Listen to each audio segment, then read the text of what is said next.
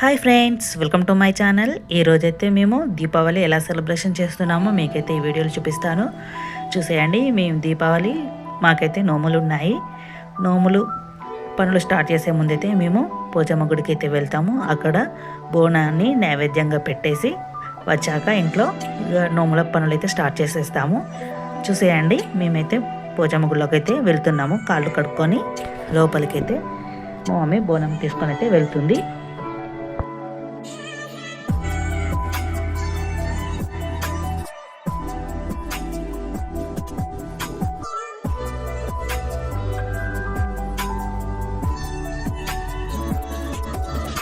చూడండి, గుడి చిన్నగా ఉన్నా కూడా చాలా బాగుంది. లోపల అమ్మవారు అయితే చాలా చాలా బాగున్నారు. మేమైతే లోపలికి వెళ్ళే ముందు గుడి చుట్టూ అయితే ఒక ప్రదక్షిణ అయితే చేసి లోపలికి వెళ్తాము.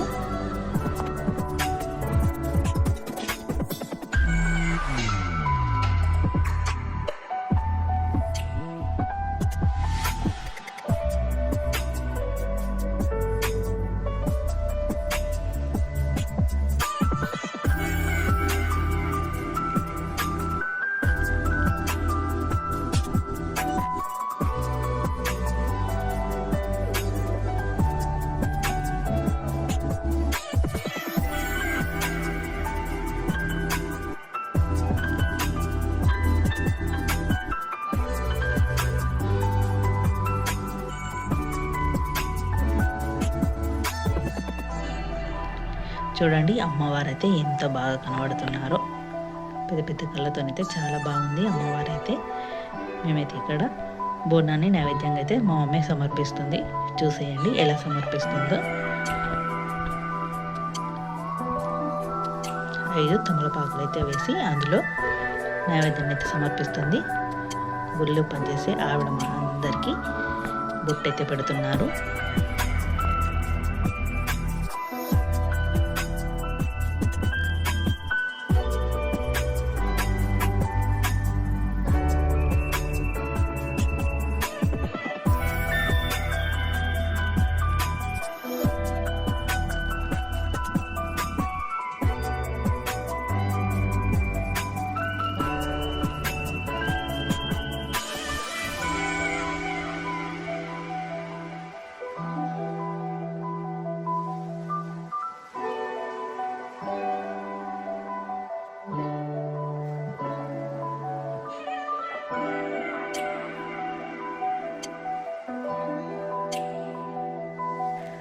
చూడండి, మా మేనకోడలు అయితే దేవునికి ఎంత బాగా నమస్కరిస్తుందో, ఎంత క్యూట్గా ఉందో కదా.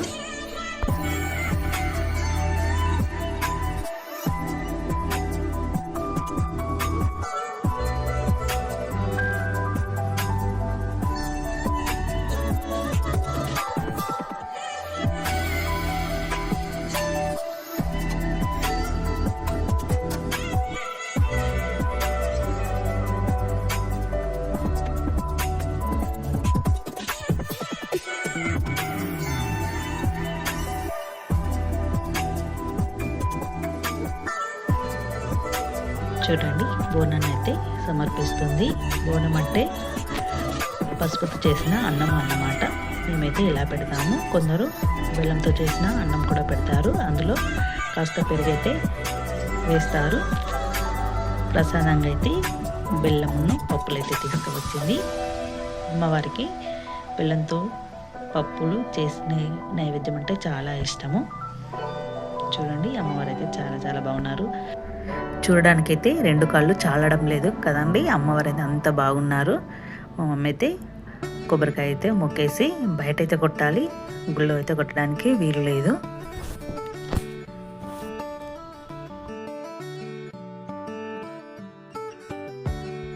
చూడండి, ఇక్కడ అమ్మవారికి చిలకలు కూడా కడతారు. ఏమైనా కోరికలు కోరుకొని అవి నెరవేరాక చిలకలు అయితే కడతారు. ఈ గుళ్ళోనే నాగాదేవత కూడా ఉన్నది. అక్కడ కూడా నైవేద్యంగా ప్రసాదం అయితే పెడుతుంది.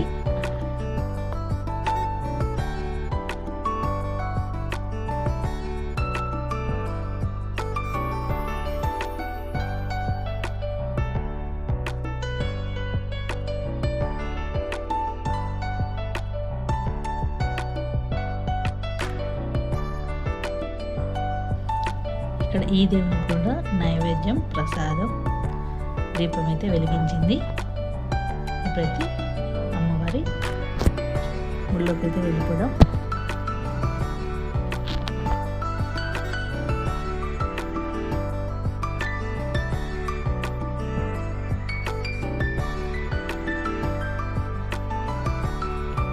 నైవేద్యం అయితే సమర్పించేసింది మా మమ్మీ. ఈ పోచమ్మ గుళ్ళు అయితే ఒక టవల్ కింద వేసి దేవుని చుట్టూ ఇలా పొరిమి దండాలు పెడితేనైతే పిల్లలకి హెల్త్ బాగుంటుందని మా నమ్మకం. మా చిన్నప్పటి నుంచి వెళ్ళి మేము కూడా చేసేవాళ్ళం, మా నాన్నమ్మ చేపించేది. చూడండి ఇలా అయితే అటు ఇటు చేయాలి.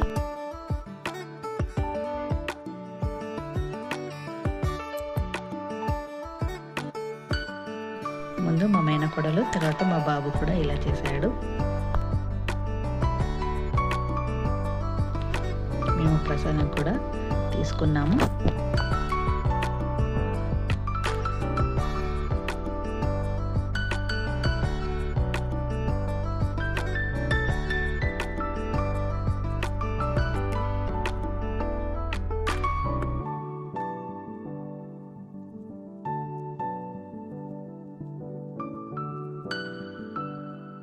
దర్శనం అయితే అయిపోయింది అమ్మవారికి. ఇక ఇంటికి వెళ్ళి నోముల పనులు అయితే స్టార్ట్ చేయడమే. ఇక మనమైతే ఇంటికి వెళ్దాము. మేమైతే ముందుగా బంతిపూల మాలలు అయితే కడుతున్నాము. చూడండి మా అక్క నేనైతే బంతిపూల మాలలు కూడా కట్టాము. ఇక్కడ నోముకి పందిరి కూడా తయారు చేశాము. ఇలా బంతిపూలతో అయితే నేను ఇలా రెడీ చేశాను.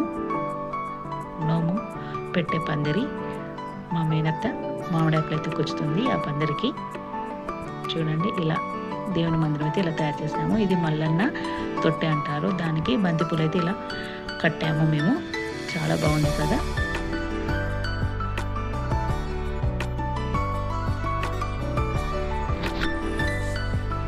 వంటలు కూడా పూర్తవుతున్నాయి. సాంబార్ చేస్తున్నాము మమ్మీ. పని మధ్యలో మా మదర్ అయితే మాకు కాఫీ అయితే పెట్టేస్తుంది. నోములు అయితే వచ్చేసాయి, నోము దండలు. చూడండి బోనాలు అయితే ప్రిపేర్ అవుతున్నాయి.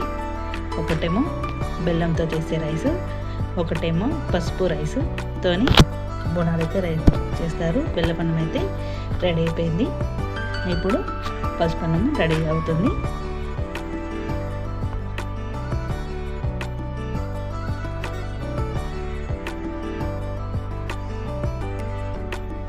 నోములకైతే మేమైతే బంతిపూలతోని అలంకరణ చేస్తాము. చూడండి నోముల మందిరం అయితే పందిరైతే రెడీ అయిపోయింది. ఇప్పుడు ఇస్తారాకు ఆకులతోనైతే కుడుతున్నారు దేవునికి. అందులో బెల్లంతో చేసే అప్పాలు ఈ ఇస్తార్లోనే పెడతారు. చూడండి ఇంటి మెయిన్ డోర్కి అయితే మేము ఇలా డెకరేషన్ చేసాము. ఎలా ఉందో కామెంట్లో చెప్పండి. చూడండి ఇంకా బంతిపూలు అయితే ఇవి మిగిలాయి. ఇంటిని అయితే ఇలా అలంకరణ చేసాము. ఇప్పుడైతే పందిరైతే ఇంట్లోకి తీసుకొచ్చి ఈ పందిరికి ముందుగా సీతాఫల ఆకులతోనైతే పైన ఇలా వేస్తారు. ఈ పందిరికైతే సీతాఫలం కొమ్మలు అయితే ఖచ్చితంగా వేయాలి. అసలైతే మేము ఈ సీతాఫల ఆకుల కొమ్మలు ఉంటాయి కదా, దాంతోనైతే పందిరి తయారు చేస్తారు. మేము ముందే తయారు చేసుకున్నాం కాబట్టి ఇలా ఆ కొమ్మలు అయితే పైన ఇలా వేస్తున్నాము. ఇలా రెడీ చేసి కింద ముగ్గు వేసి ఆ ముగ్గులో ఈ పందిరి అయితే పెడతాము. చూడండి కాస్త దట్టంగా వేస్తుంది మా అత్తమ్మ. చూడండి ఇలా అయితే అలంకరణ చేస్తారు పందిరిని.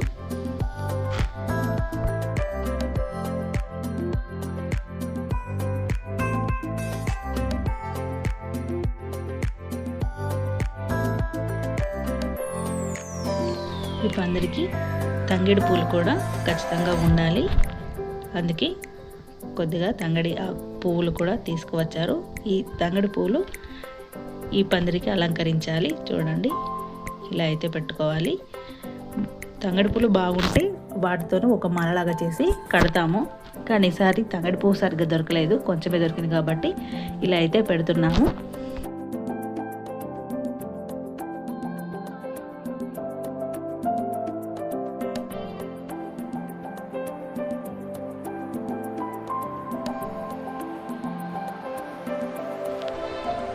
ఇటు వంటలు కూడా ప్రిపేర్ చేస్తుంది మా మమ్మీ.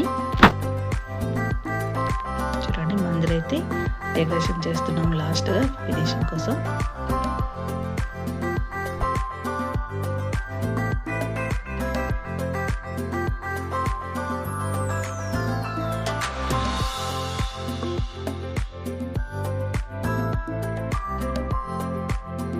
పందిరి అయితే రెడీ అయిపోయింది. ఇక పూజ అయితే స్టార్ట్ చేయాలి.